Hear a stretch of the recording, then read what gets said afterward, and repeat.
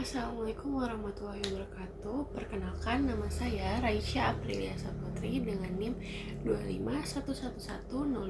251111024335054. Jadi pada kesempatan kali ini saya akan membahas dan mengulas kembali tentang perkembangan sejarah bahasa Indonesia. Sebelum kita lanjut ke sejarah perkembangan bahasa Indonesia, sebenarnya apa sih bahasa itu? Bahasa adalah alat komunikasi yang digunakan untuk menyampaikan isi hati, pikiran, dan perasaan seseorang kepada orang lain dengan jelas.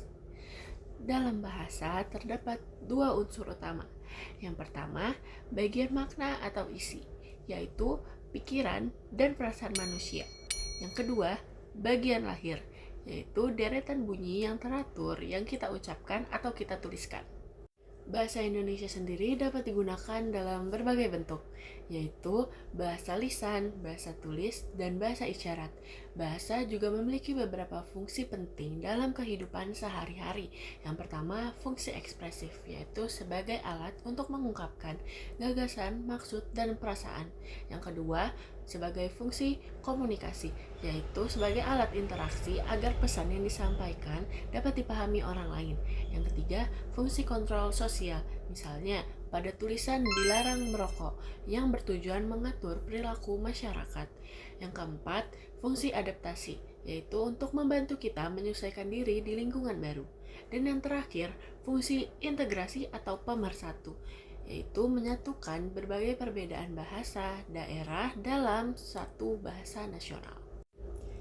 Bahasa Indonesia yang kita gunakan sehari-hari ternyata memiliki perjalanan sejarah yang panjang. Jika kita menelusuri ke masa lampau, menurut penelitian sejarah bahasa, beberapa abad yang lalu di daratan Asia hidup sekelompok bangsa yang menggunakan bahasa Austronesia. Bangsa-bangsa ini kemudian berpindah ke arah selatan, melewati India, dan akhirnya menyebar ke berbagai wilayah, termasuk Kepulauan Nusantara. Seiring perpindahan tersebut, kelompok-kelompok itu terpisah dan berkembang secara mandiri. Karena adanya perbedaan lingkungan, budaya, dan interaksi sosial membuat bahasa mereka ikut berkembang dan mengalami variasi. Dari sinilah kemudian muncul berbagai bahasa daerah yang kita kenal di Indonesia saat ini. Namun, di tengah keberagaman itu, masyarakat Nusantara tetap membutuhkan alat komunikasi yang bisa menjembatani perbedaan. Interaksi perdagangan antar pulau, hubungan politik, dan kegiatan keagamaan menuntut adanya bahasa yang dapat dipahami bersama. Dalam konteks inilah, salah satu bahasa daerah kemudian menonjol dan digunakan secara lebih luas, yaitu bahasa Melayu. Bahasa Melayu memiliki beberapa keunggulan. Struktur bahasanya sederhana dan mudah dipelajari. Selain itu, bahasa Melayu tidak mengenal tingkatan bahasa seperti yang terdapat dalam beberapa bahasa daerah lain seperti Jawa. Hal ini membuatnya lebih fleksibel digunakan untuk berbagai kalangan masyarakat. Sejak zaman Kerajaan Sriwijaya, bahasa Melayu telah digunakan sebagai bahasa pengantar dalam perdagangan, pendidikan, dan hubungan antar wilayah. Pada masa itu, bahasa Melayu berfungsi sebagai lingua franca, yaitu bahasa perantara antar daerah di Nusantara. Peran ini membuat bahasa Melayu semakin luas penggunaannya. Ketika masa penjajahan Belanda, bahasa Melayu tetap digunakan, bahkan dijadikan sebagai bahasa pengajaran di sekolah-sekolah tertentu.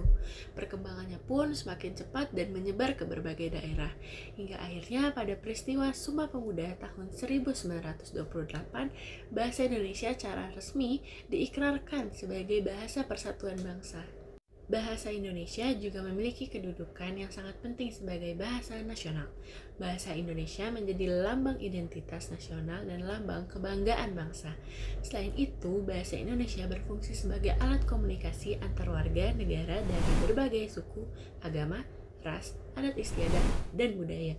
Dengan adanya satu bahasa nasional, bangsa Indonesia yang beragam dapat tetap bersatu sebagai satu kesatuan yang utuh. Sebagai generasi muda, kita memiliki tanggung jawab untuk menjaga dan menggunakan bahasa Indonesia dengan baik dan benar. Karena melalui bahasa, kita tidak hanya berkomunikasi, tetapi juga menjaga identitas dan persatuan bangsa. Setelah mempelajari sejarah perkembangan bahasa Indonesia, saya menyadari bahwa bahasa yang kita gunakan setiap hari bukan sekedar alat komunikasi biasa. Bahasa Indonesia adalah hasil perjalanan panjang sejarah, perjuangan, dan kesepakatan bersama sebagai bangsa. Saya merasa bangga karena bahasa Indonesia berasal dari bahasa Melayu yang sederhana dan mudah dipelajari, sehingga mampu menyatukan masyarakat yang sangat beragam. Dari ratusan bahasa daerah yang ada di Indonesia, kita tetap bisa saling memahami karena memiliki satu bahasa nasional yang sama. Selain itu, saya juga menyadari bahwa bahasa memiliki peran yang sangat penting dalam kehidupan. Bahasa bukan hanya untuk berbicara, tetapi juga untuk mengekspresikan perasaan, mengontrol perilaku sosial, beradaptasi di lingkungan baru, dan mempererat persatuan. Tanpa bahasa yang sama, mungkin akan sulit bagi bangsa Indonesia untuk tetap bersatu. Dari pembelajaran ini, saya menjadi lebih sadar pentingnya menggunakan bahasa Indonesia dengan baik dan benar, baik dalam bentuk lisan maupun tulisan. Sebagai generasi muda, kita memiliki tanggung jawab untuk menjaga martabat bahasa Indonesia dan tidak meremehkannya. Meskipun kita juga mempelajari bahasa asing. Melalui bahasa Indonesia, kita bukan hanya berbicara, tetapi juga menjaga identitas dan persatuan bangsa. Demikian pembahasan yang dapat saya sampaikan. Terima kasih sudah menyimak hingga akhir. Semoga bermanfaat. Wassalamualaikum warahmatullahi wabarakatuh.